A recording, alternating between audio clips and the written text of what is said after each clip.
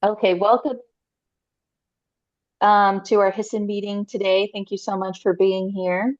I just want to remind you about our public comment.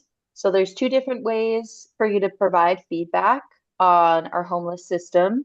You can submit a comment from the link on our HSSN page.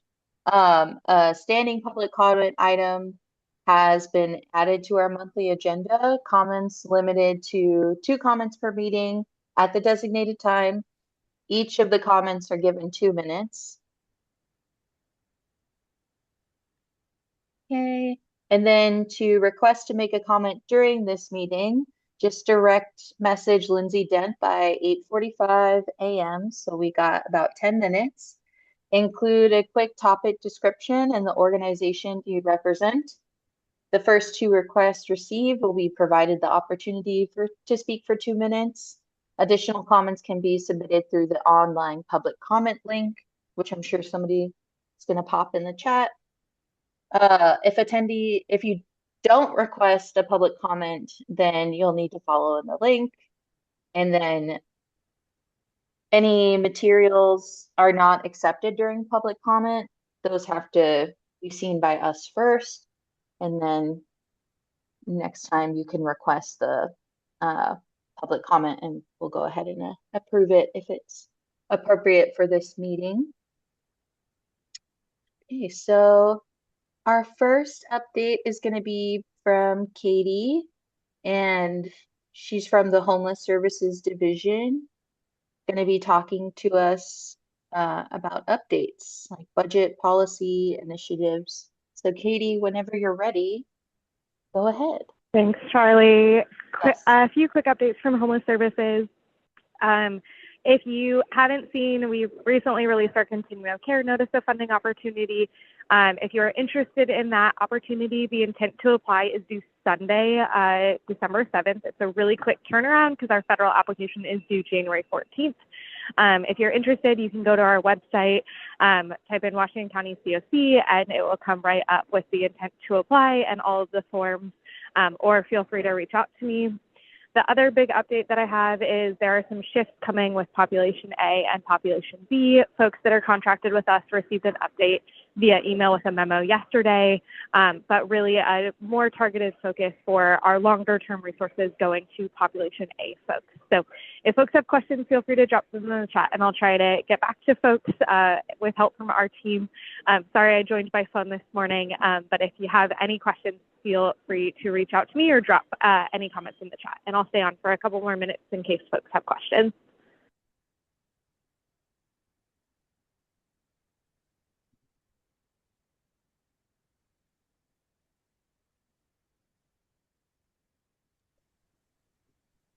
Okay, great.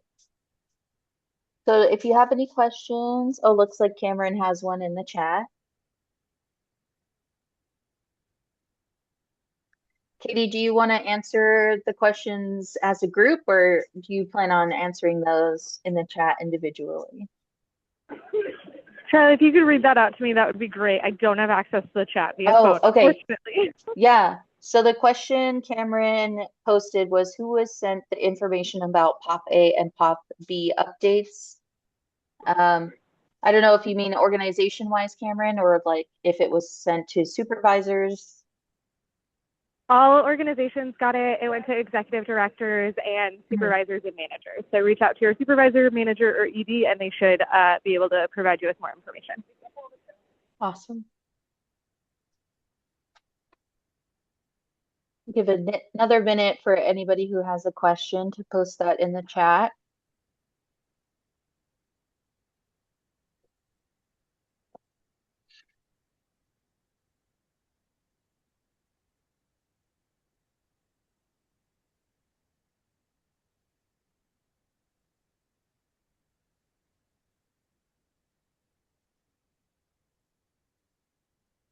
Okay.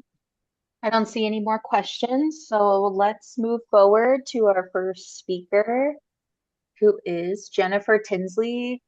Jennifer is going to be talking to us about veterans benefits. Jennifer, whenever you're ready, you can go ahead. Thank you. Let me share my screen to start. Okay. Can someone let me know if you can see my screen okay? Okay, perfect. Perfect. Hi, good morning, everybody. My name is Jennifer Tinsley. I am a homeless outreach coordinator for the VA Portland Healthcare System. And today I'm just going to give an overview of veteran housing service programs that are available in Washington County, as well as just a little brief touch on eligibility for veterans for the program. Um, so I'll I believe this presentation will be emailed afterwards and has some resources at the end too that further kind of go into more details and stuff, as well as my contact and my colleagues' contact information if you have follow-up questions as well. So I will get started. Okay. So just briefly, this is the catchment area for the VA Portland healthcare system. So it's pretty big. It goes all the way, it's to about Central Oregon. Salem area is about how far we go down, all the way to the east to about Deschutes County, all the way to the coast. And then we also go into Southern Washington State as well. So it's a huge catchment area, but it does include Washington County as one of the areas that we provide services to. Veterans eligibility for healthcare and housing can be quite complex and complicated. It's a lot of different scenarios. We do have a dedicated enrollment office that will check everybody's eligibility, but I do want to point out a couple of things. There is different eligibility between a veteran being eligible for healthcare and a veteran being eligible for VA housing. And why this is significant is that the threshold barrier for housing is actually lower than healthcare. So if a veteran doesn't has looked before and has been told that they're not eligible for VA healthcare, that does not necessarily exclude them from VA housing. So it is beneficial to check because the threshold is lower. There's a lot more included in terms of getting veterans housed than it is for healthcare. So again, we have a dedicated enrollment office that will check the eligibility and will kind of have the final say. So to really talk about VA housing specifically, this is what the eligibility criteria in a general sense is for VA housing eligibility. So you can have an honorable discharge from the service. You can also have a general discharge, and you can also have an other than honorable discharge. If you do have an other than honorable discharge and the court martial was involved, it cannot be a general court martial. So if it was a special court martial, you can still be eligible for VA housing. You can also have a bad conduct discharge, an uncharacterized discharge, and undesirable discharge, and still be considered for housing. Again, this is different from healthcare, but for housing, it's a lower bar. Some of the not eligible for VA housing would be a dishonorable discharge, other than honorable discharge from that general court martial that I mentioned. Oops, sorry. Uncharacterized and undesirable. Those are all things that would exclude you from being eligible for VA housing programs. So again, it's just a little bit different. The minimum duty requirements also do not apply. So some of the healthcare eligibility requires you to have a certain amount of service history, and they don't apply. They do, however, apply. Active duty service requirements do apply, but again are lower if you are in National Guard and reserves. So National Guard do have to have active duty during their time, and reserves have to have active duty, and it has to be other than training active duty. For the reserves, you only have to have 1 day of active duty, and for National Guard, you have to have 2 years. I think I'm saying that right, or maybe I'm getting those confused. But it's so again, it's different in terms of housing, but National Guard and reserves are also eligible. It just depends on how much active duty time they've had, but it can't be active duty for training. So you go to boot camp, it can't be basically the boot camp part of it. And so that's kind of in a nutshell for eligibility. So basically, we do default to our enrollment office to check that completely. There's a form that I will also send out with the presentation so you have it. It's called a 1010 Easy that a veteran would complete it, ask some questions about their military history. Enrollment will check that. They might have to also request a DD-214 depending if they already have the person in their system and can kind of get that information. If you have any questions about it, you can email our coordinated group, or you can email our coordinated group with that 1010 Easy, and we can get that to the enrollment office. And then there's also a National Enrollment Office phone number that I've included on this slide. where a veteran, it's the only way that a veteran can call and get enrolled over the phone. But I do warn people it's about a 45-minute to an hour call that the veteran will sit on with verifying their service. But they can be told during that phone call whether or not they're eligible for healthcare and housing. So there are two specific VA housing programs that I will go over today. And then there's one that's a grantee community-based organization funding source for housing for veterans, and I'll go over all of them. But to start, so when a veteran finds themselves homeless or at risk of homelessness, to start, they're going to want to connect with our team called the Healthcare for Homeless Veterans, which is basically our outreach team. So this is the starting point for any of the VA housing programs. So we service veterans experiencing homelessness or at risk of homelessness according to the HUD definitions. So homelessness would be literal homelessness, living in the street, an uninhabitable dwelling, in your car, shelters, transitional housing, that would all be considered that. At risk of homelessness is defined by having an eviction notice within 14 days of being evicted. And that is what is at risk of homelessness is defined by HUD. We can connect. So not only do we connect, does the HCHV team connect veterans to our VA housing programs, we can also connect them and help them get into shelters within the community. We can help them get into transitional housing. We can connect them to other programs and also give them information about VA specific housing programs. Okay. And I won't go over all of this in detail, but that's just kind of in a nutshell of what the HCHV team does.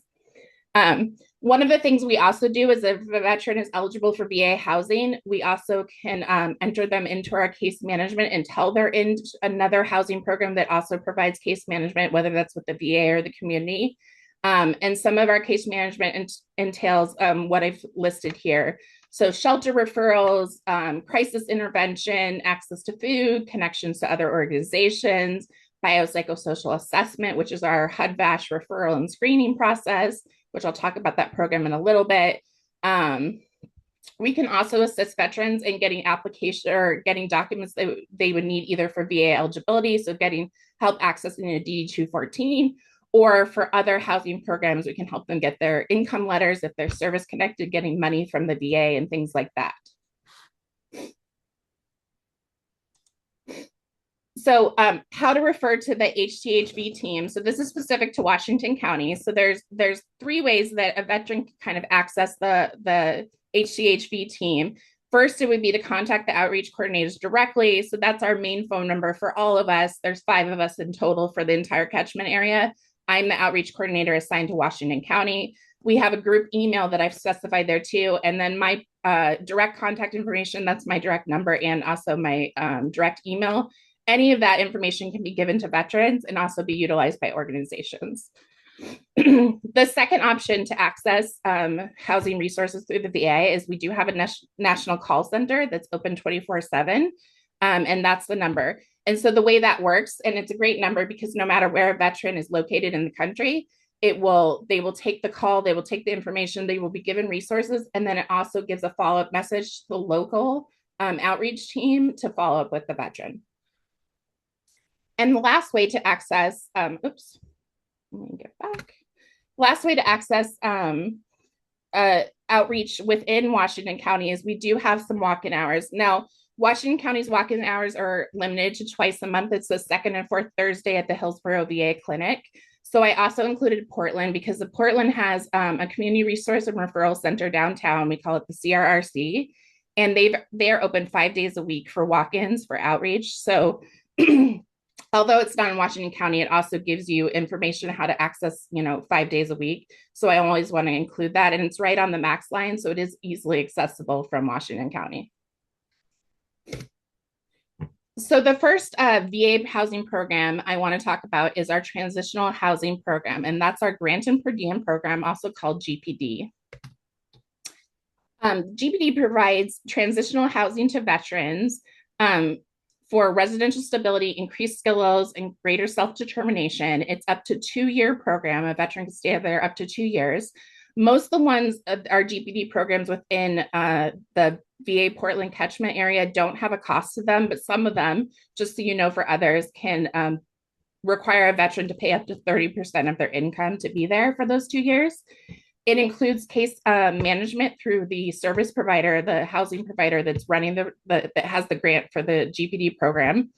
And it's to stabilize and get somebody into long-term housing from there. So some people, veterans, use this as a place where if they have a lot of debt, they're able to stay there, pay off the debt, and then get into housing on their own. Some people use this while they're applying to other long-term housing programs. And excuse me, my voice is a little bit scratchy today. So these are grant funded programs that we give grants to community providers. So in Washington County, and I'm sure you're very familiar with this provider, Salvation Army is one of our GPD program providers in Beaverton, and they do the transitional housing in Beaverton. So the minimum eligibility, the programs accept veterans that are verified through VA Portland enrollment that they're eligible for VA housing. We kind of talked about what that means. Veterans that are either literally homeless or at risk of homelessness as defined by HUD.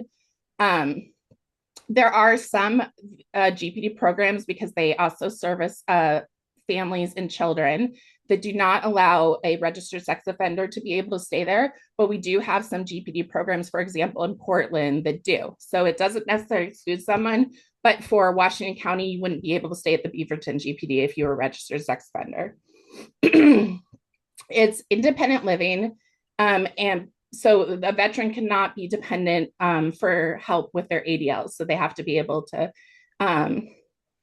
bathe themselves, dress themselves, feed themselves, things like that, toilet themselves.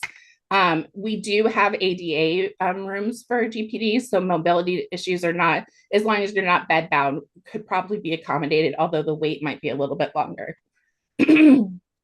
Oh, excuse me. You can also not have active open warrants. And like I said, you have to be enrolled in the VA Portland healthcare system. So these are all the sites that we have in the VA Portland catchment. I've talked about Salvation Army. These are the ways to access them. So it's either by a phone number or screenings at certain locations for all of them. So for Salvation Army in Washington County, the screening is at Salvation Army, so that's their address. The screenings are Thursday at 9 a.m. A veteran would just self-present at that 9 a.m. time to be screened. If for some reason there's a barrier to that, there's also a phone number you can call to talk to somebody about accommodations for that barrier.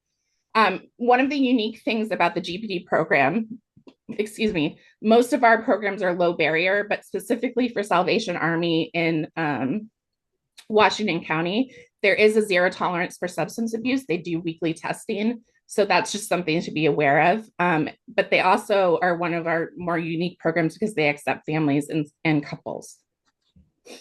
So we also have 3 in Portland. So that's Central City Concern Transition Projects in Do Good, Multnomah, which is the Roseway Hotel. And all the Portland locations are done on screenings on Tuesday at the Catherine Gray Apartments. So that's the address there. So Tuesday at 9 a.m. We also have another 4 sites. There's one in Longview, Washington, which is also another one that takes families and couples. There's one in Vancouver, Washington, and 2 in Salem. So the second VA program that we have is our HUD-VASH vouchers. Some of you may have heard about this program. These are vouchers through HUD for eligible veterans, very similar to your choice vouchers or your Section 8 vouchers, but for eligible veterans. So HUD provides these vouchers, and basically when put in place, they provide sort of supportive services and permanently housing support for homeless veterans. Basically, when you get a HUD-VASH voucher, it would go into a rental, and then the veteran would pay 30% of their income towards rent and utilities. So basically, if a veteran had 0 income, they wouldn't have to contribute anything. If they had $100, they would be paying $30 a month, that kind of a thing, and so on. It also comes with a year at minimum of case management services with a VA social worker. So it's also supportive. It's not just a rental program. And that is a distinctive difference between like choice and Section 8.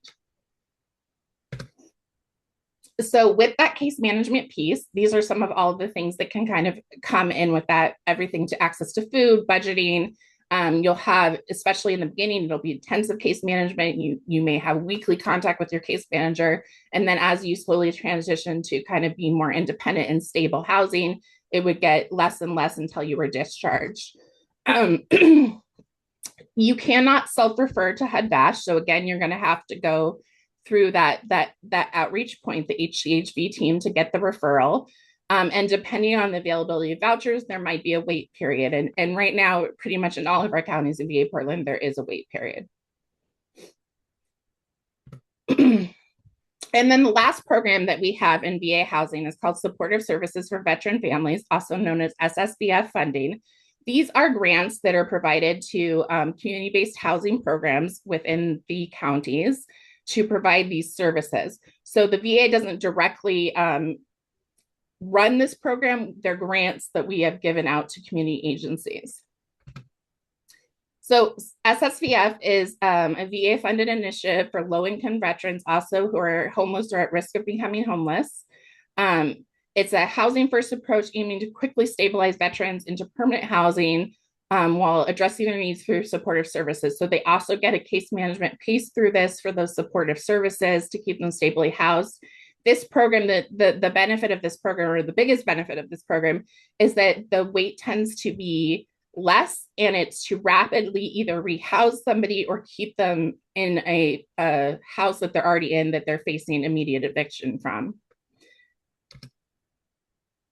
So it can include intensive case management, finding permanent housing. So if you're homeless when you go into this program, you get that case manager that can help you find a rental.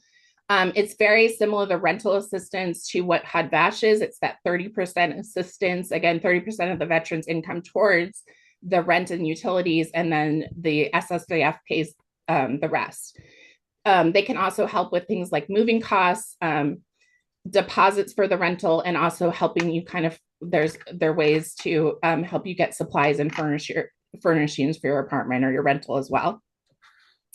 They also include job and benefits assistance, and then referrals to other community organizations or within the VA to get healthcare, other things such as that. The biggest difference between what you get offered in HUD-VASH and what you get offered through SSVF is that it's limited funding. So depending on your income and some of the other factors, it could be anywhere between a one-time assistance to kind of help keep you stabilized and housed to 6 months to 9 months of that rental assistance before the funding ends.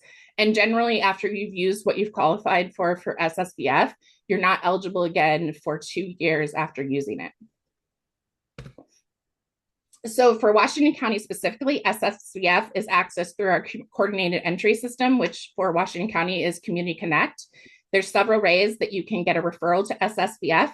And what I would say is that if you are looking to get a veteran housed, they can either directly go to SSVF and screen for these programs this way, or they can go to the HCHV team through the VA and we can help connect them to screen for SSVF, or they can do both simultaneously. And always I encourage everybody to do as much as you can in terms of screening and applying to different housing organizations. So for Community Connect, they have walk-ins Monday through Friday. Those are their hours there, and Tigard, Hillsborough, and Beaverton, and those are the addresses. They also screen by phone, and that's the phone number. And then I've also included the website. I don't believe that there's an online form you can do to screen, but I do believe you can get more information on their website. So after you're screened by Community Connect, they will give referrals to the SSVF providers who will provide outreach and connect with the veteran if they're eligible and qualify. And the providers in Washington County that provide the SSVF case management and assistance are Community Action, Transition Projects, and Impact Northwest.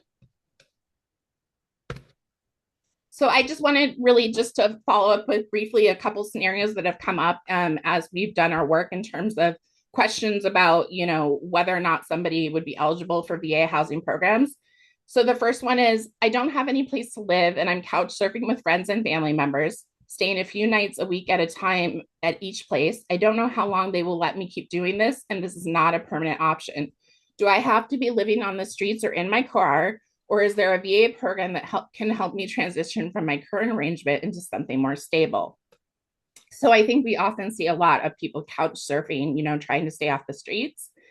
And so the answer is kind of a maybe. It depends on the circumstances of the couch surfing and whether how temporary they are and how often they are staying at being able to kind of stay off the streets. But again, I would encourage a veteran to come and speak with the HTHV team so we can kind of really evaluate and decide if they're eligible and get them to the right referrals. Um, but generally, I would say that it does qualify couch surfing as long as it's temporary. It does qualify for somebody for VA housing programs. And then the second scenario is I'm struggling to stay on top of my bills and rents each month. At what point should I request a referral to VA housing for assistance? Do I need to have a utility shutoff notice or eviction paperwork? Or is there a lower threshold for me to be eligible for services?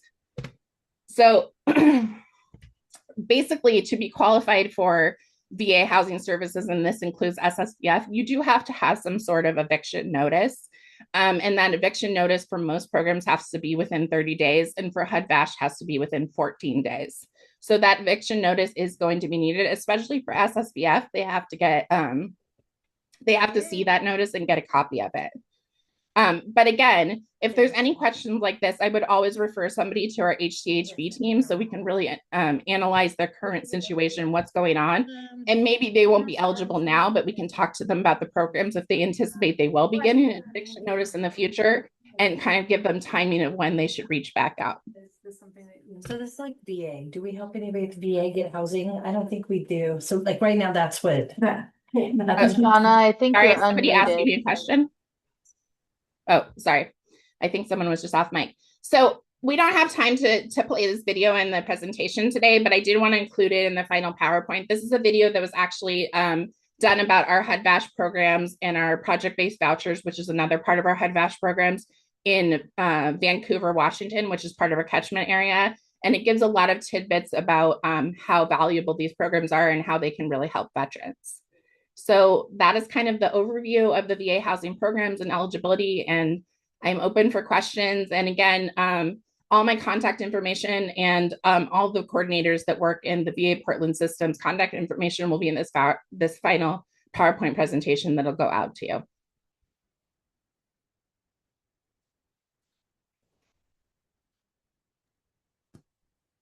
Thank you so much, Jennifer. If you have any questions, feel free to place that in the chat. I'm sure Jennifer can answer or reach out. Okay, we're going to shift over to Lindsay Dent, who's going to explain what we're going to be participating in today. Lindsay, whenever you're ready.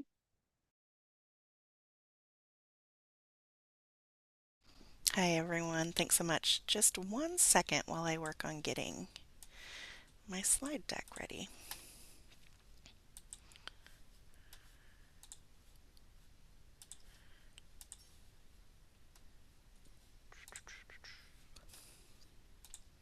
And while Lindsay's pulling that up, I posted in the chat, but just for everyone's awareness, the VA slides have been posted on the HSSN meeting materials website. So those are already available. And then the recording, which serves as minutes, will be posted sometime this week. Thanks, Martin. All right, awesome. Thank you, everyone.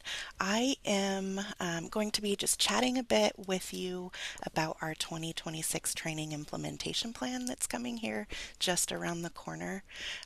So I'd like to go over just a recap, a year in review of what we've done in 2025 so far, and then really what the implementation plan entails, how it may impact you and your work or the agencies you work with. And then we're actually going to join some breakout rooms at random because truly my objective today is to get as much feedback and valuable information as we can that will help guide us into the final stages of the plan rolling into next year. And then once we're done with the breakout rooms, we'll go ahead and regroup, and I'll be able to collect some of the information or takeaways from your breakouts. So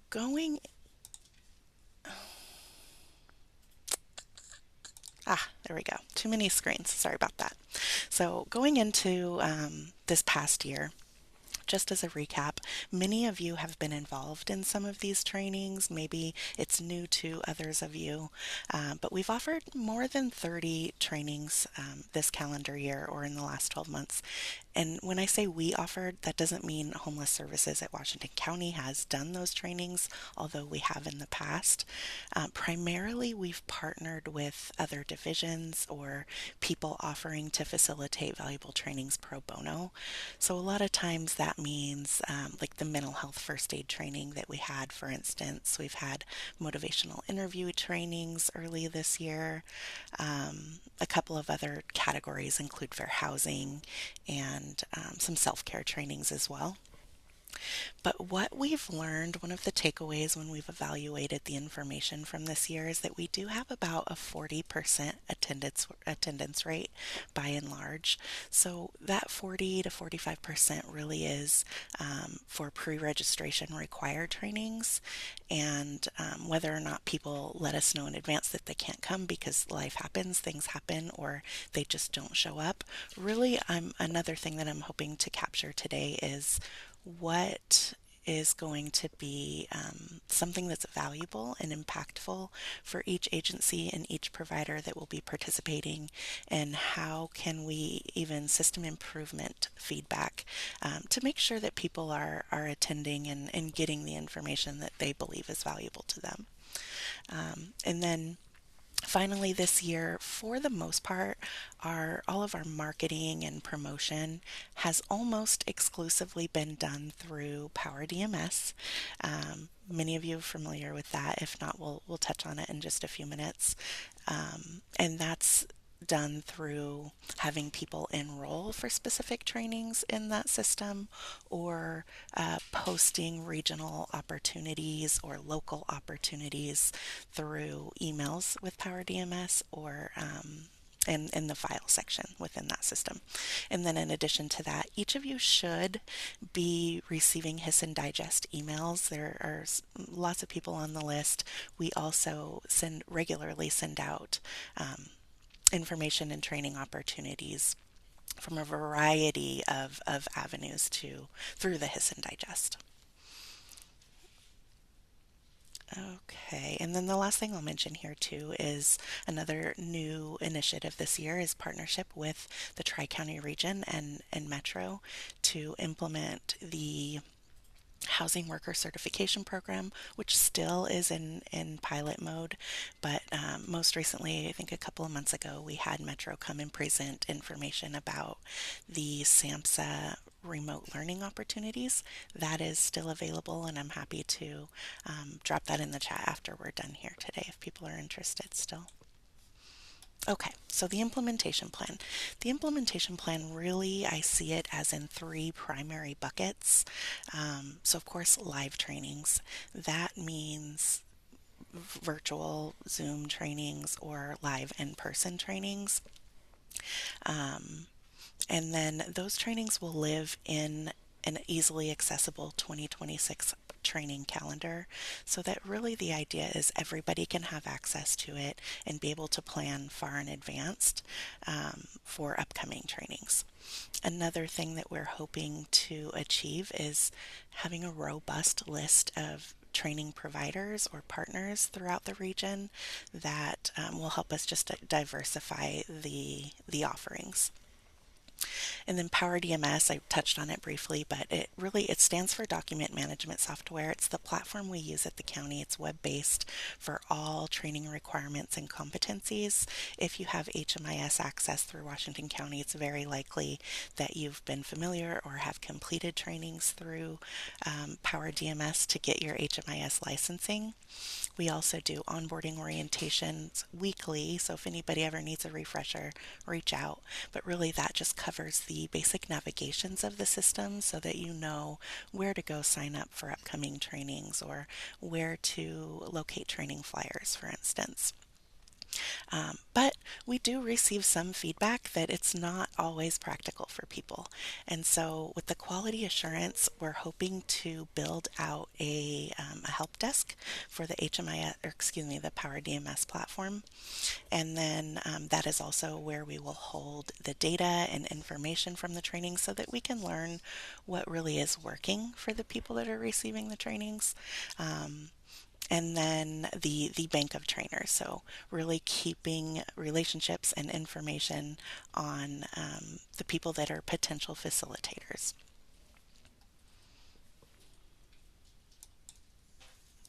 All right, so we'll go over instructions in a little bit with how the breakout rooms will work.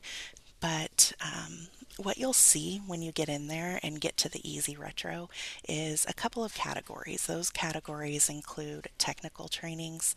That is categorized as like the HMIS or the technical skills that you would need that would be required for your role. So if you work within the healthcare system and housing, it might be fraud, waste, and abuse or HIPAA training.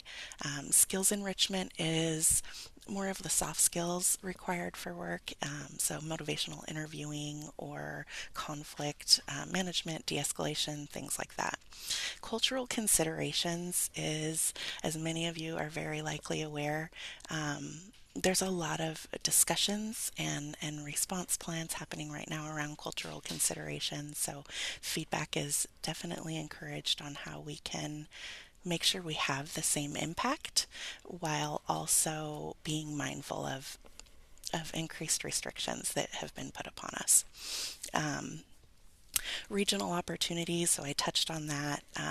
Any, how do I say? So the case management certification or any other regional planning or opportunities that you have to give feedback on. And then finally, professional development, which is more of those technical skills. It's similar to the technical piece, but maybe it's time management or what are the foundation and basics do you need to be an outreach worker or a case management person. So those are sort of the ideas within the categories. And then these are the questions that all of the facilitators will be answering. So my hope is that really we do want to hear constructive feedback about what you have to say or to contribute, what's worked, what's not. But we're going to try to answer for what might be missing. Where are the gaps within the trainings that we'll offer or other pieces that maybe you have or have not experienced in the past with training in homeless services? And then what are your priorities? So for one agency, the technical trainings might be really important and really necessary, and for others, they really have a strong training program within their agencies, and we want to be able to respect that autonomy. So just being able to speak for yourself as a provider or a participant, and for the agency and your colleagues. And then, of course, other resources and suggestions. What excites you? What will really motivate you to attend trainings and be actively engaged? What other feedback would you maybe have? Okay, so here in just a moment, we are going to give random breakouts. I believe there are 4 facilitators, and each of those breakout rooms will have a link to our Easy Retro form. The Easy Retro form, if you all participated in the listening session, I think it was in September, it's a very similar format. What you're going to find is those categories we talked about listed with training topics or categories that we've already discussed internally as a staff for potential training opportunities into this calendar year. So you're going to see a list. When you have access to that, I encourage comments. Please do. Everybody will have access to the same page. With voting, my recommendation is that you can really vote on whichever ones that you would like, but that you only vote one time. It will probably let you vote 50 times for one class or training, and we want to capture accurate data. So just one vote per whatever is interesting to you. And then again, constructive feedback encouraged. Our facilitators will be taking some notes, and again, we're trying to answer for those questions and then any other relevant information that you think would be helpful in consideration of the plan. So, what are the gaps? What do you need? What does your agency need? And then your preferences or other feedback. So, I'm going to stop sharing my screen here. Let's see. And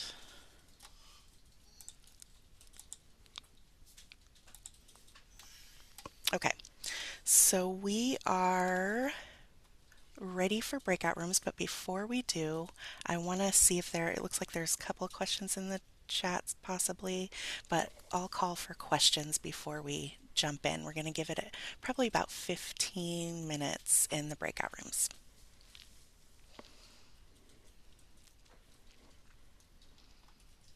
Okay. So I'm going to post the link here. If you come across any technical challenges, my suggestion is to just remove yourself from the meeting and come back into the main room. We'll be hanging out to deal with any technical needs. So here's the link here. Go ahead and copy and paste that over just in case it doesn't get into your group, your breakout group. But Meredith, whenever you are ready.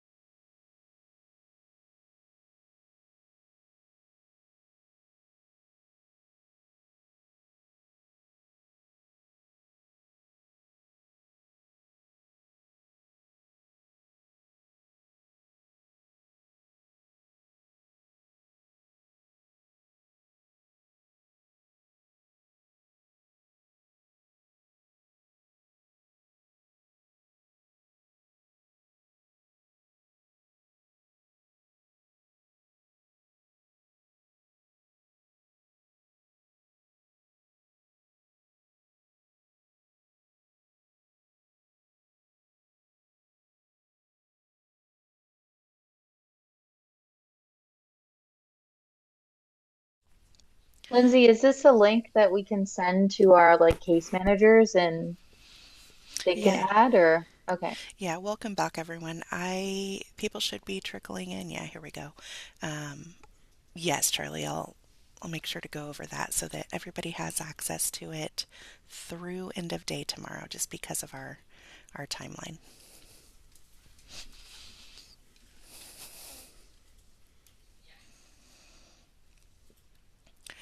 Welcome back. I'm seeing a lot of really great feedback and comments, especially on each section of what's helpful or what's not, and then also a lot of information overall. So this is going to be really helpful. Like I just mentioned to Charlie, if you missed it, this link will be active and available for you and your colleagues to complete the survey or comment on different sections, add new ideas, but just through end of day tomorrow because we really are trying to get our draft wrapped up and ready to launch for January.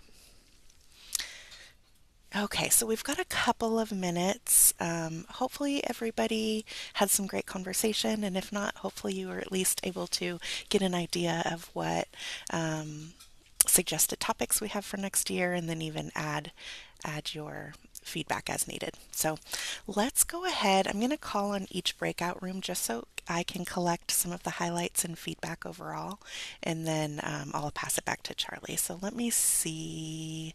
Martin, do you want to Yeah, debrief for us? absolutely. Thank you to my group. I'm always honored to be amongst folks who are doing this work. It's always inspiring and it's great to meet and network with folks. I'd say, yeah, a couple of big themes. There's a lot of different topics, and I think there's a lot of different needs from like the different organizations because while we are all one continuum of care and we all are working towards this one goal, I think all of us kind of have like a different piece of the puzzle. The other big piece I think from our group like is just kind of like gathering those resources as we're navigating this new world. I think having an understanding of like what resources are available is helpful, like from that county perspective, like what is across the county that maybe individual providers don't have. Um, I think some training on that might be helpful. That was kind of a theme. Thanks, Martin. And then we've got Adam. Is it Adam or Mayor? Yeah, we same a lot of different topics. Some thematic ideas was just more awareness, obviously, Mm-hmm. and specific training, especially with equity around there. There's a lot of intent and desire, but how to codify that into tangible training, things that we can implement. Um, personal professional development. We just talked about I kind of was wrestling with like the line between as an agency, what are we responsible for, and then what can we look to the county to help develop our teams in, and different needs there. Same a little bit overlap with skills as well. But one of the themes that came up a few times in both of these is ensuring that we're training, have ample training for our teams with self care and how the kind of the presence and countenance that they're bringing affects their work sometimes even more than the skills that they have, and Mm-hmm. that is a very very needed skill, how to bring the best version of yourself, and that takes some work. um, yeah, and then just being well versed in other services, that we're not duplicating services, that we're not missing services that are going to help our clients and participants, that we all understand what each other are doing, and how to really join arms and work well, to serve our neighbors here in Washington County. So those are Thank, some of the themes. Thanks, Adam. I really appreciate highlighting the self-care, and you're right. I think that's a theme that I'm hearing and seeing here also is that system navigation overviews are one thing, but really getting in there and doing the work to meet the needs of our participants is another. So, Emily, are you on the call? Let's see. I'm here. Candidly, our group was really quiet and we also had some tech issues, so not a lot to report out. The one thing that stands out to me that we did talk about was kind of balancing the needs of having training that is either hybrid or virtual, which is oftentimes more convenient for staff to attend, especially folks who have to be in a certain place for their role. but kind of balancing that with the benefits of doing training in person where people oftentimes absorb information better. Thanks, Emily. Yeah. And then before I hand it to Charlie, just wanted to capture that I do see the comment in the chat. I don't have the answer to that, so I've added it to the board so that we can follow up on that. And then if anybody else does have questions, you're more than welcome to email or chat me, or again, pop it into the Easy Retro board that you'll have access through tomorrow. So Charlie, go for it. Thank you so much. Yeah, so our group talked a lot about trainings that should be available to us, also highlighting that hybrid is usually the best option. Not a lot, well, some folks might not live in Hillsborough. It's quite far, so it tends to eat up a lot of the day when we have, people to attend to. So that can be a big barrier for the work that we're doing. And then, oh, Allie mentioned that Power DMS does not create calendar invites. People need reminders of the scheduled training. So, however, we can disseminate it and make it a little bit more accessible for people to add that to their calendar. It's some good feedback. Um, Also secondary trauma training. So kind of going into that self-care element, maybe compassion burnout. Um, how do we manage our own traumas that we're kind of collecting throughout our jobs and these other folks? It's high pressure keeping lives in your hands. So thank you to everybody who's doing that. I know it's difficult. And then also trainings for landlords. So a lot of the times landlords are pretty ignorant to the rules and regulations, even though they sign their agreements. I think something that we highlighted was the risk mitigation pool. A lot of landlords do not know much about it. And honestly, a lot of the HCMS case managers don't know much about it. I think that it's a bit of a mystery. And yeah, just more training around that. And also maybe even implementing RMP into the agreement where the landlords have to go through that avenue before they send people into collections. I've just been a part of a landlord just not liking a resident, being pretty spiteful and angry and saying, I'm sending it to collections. We're not going to do the RMP, which, doesn't benefit them because who knows when their funds are going to be. So just something around that. And then, yeah, HIPAA overviews. So trainings around as it relates to case noting and also the legal rights of participants. And let's see, and then having a training from disability services.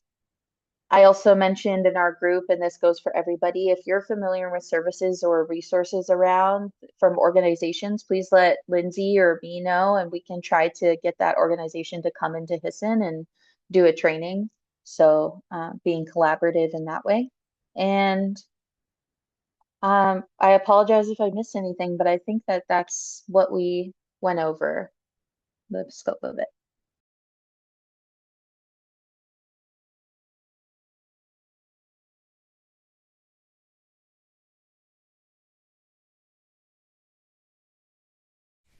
Thanks again, everyone. I dropped my email in the chat.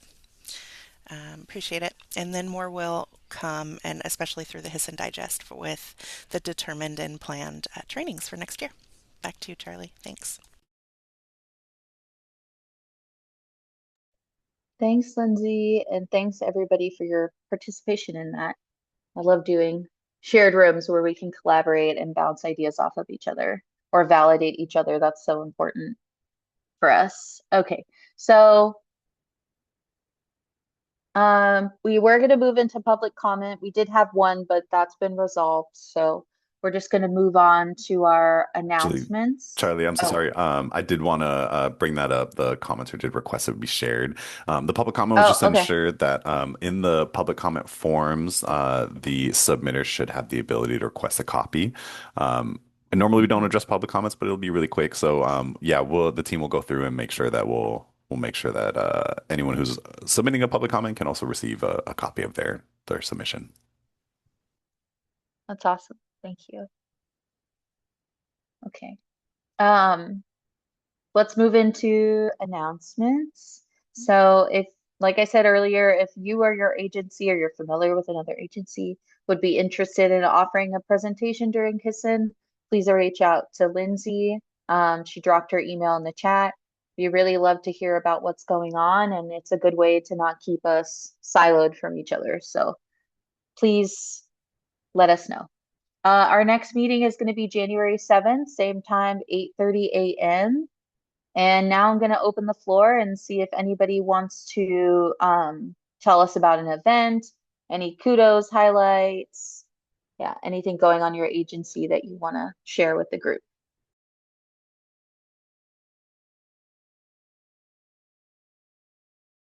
It's been a minute since I've been in HISN, so if I was supposed to raise my hand, I'm sorry.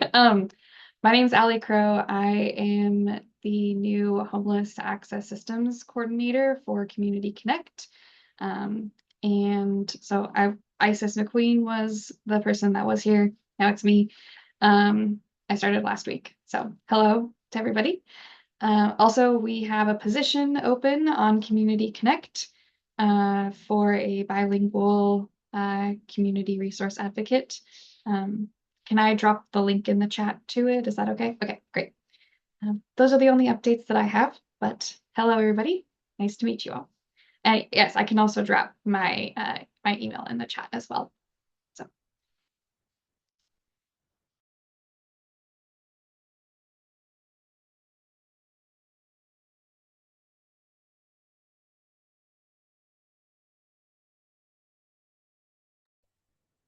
Thanks, Sally. Anybody else?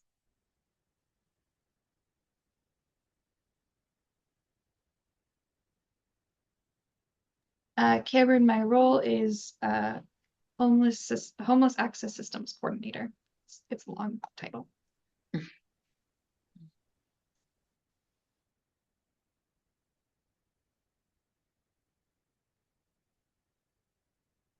Okay. Well, I think it's okay to end a little bit early. Nobody else has comments or highlights. Thank you again for continuing to come and share your information and your insights. It's really important. So I appreciate you guys. I'll see y'all January 7th. Have a good rest of your month.